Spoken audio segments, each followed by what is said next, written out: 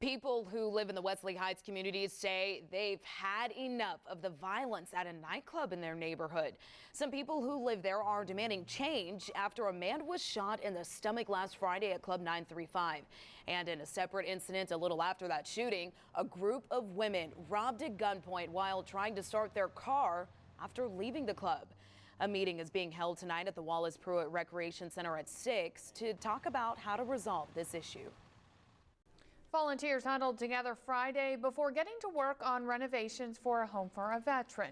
The Charlotte-Mecklenburg Housing Partnership and the City of Charlotte donated the house on Fontana Avenue.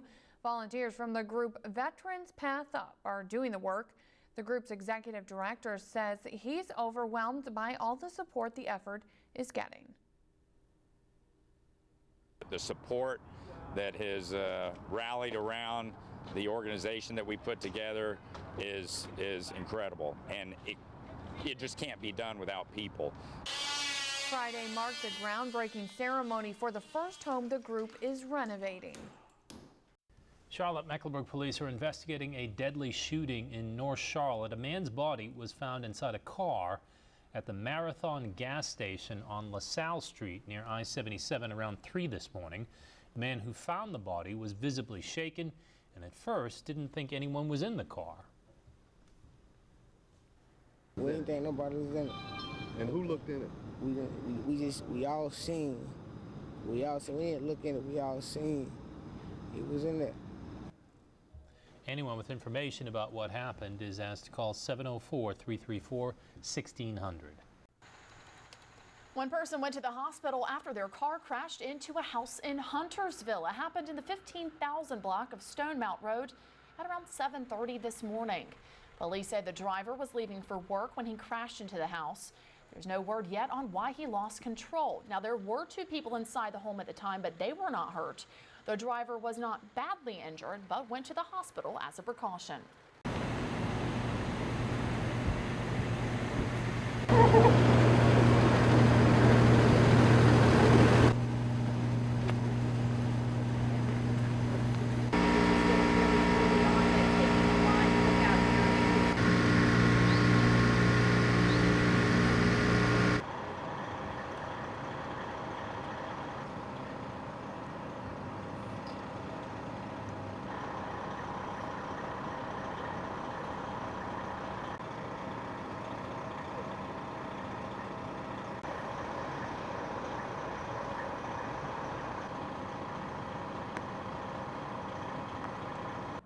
Well, Kate, according to CMPD, they say there was a fight here at the high school that involved about 6 students. They say Officer J.J. Flowers responded to that fight, trying to de-escalate the situation and break up that large crowd.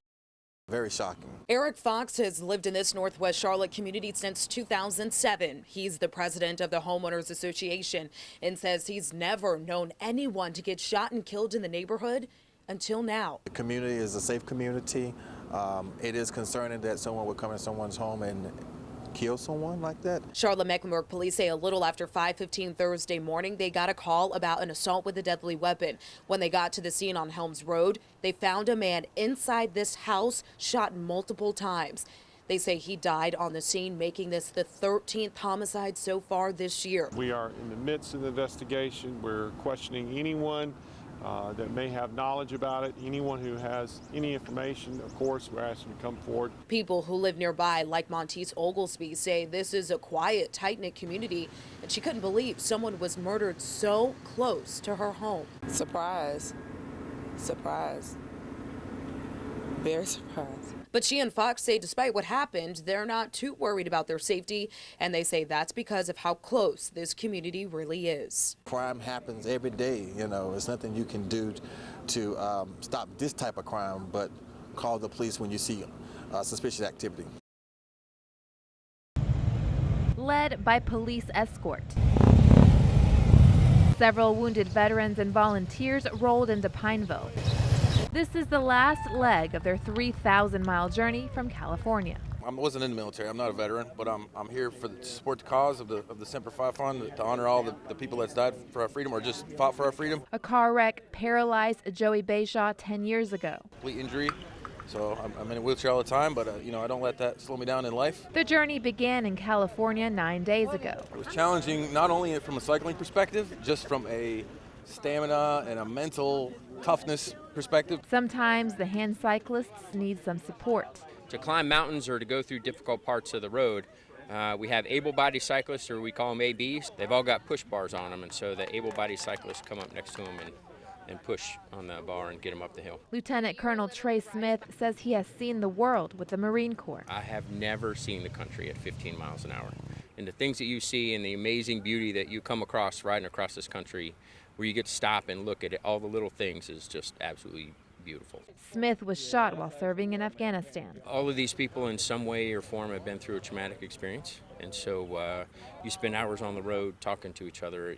You get to do a little healing. After a quick stop, they hit the road again. We're constantly moving. And hoping to move others to join the mission. And also to bring awareness to disabled people that you know, you can be active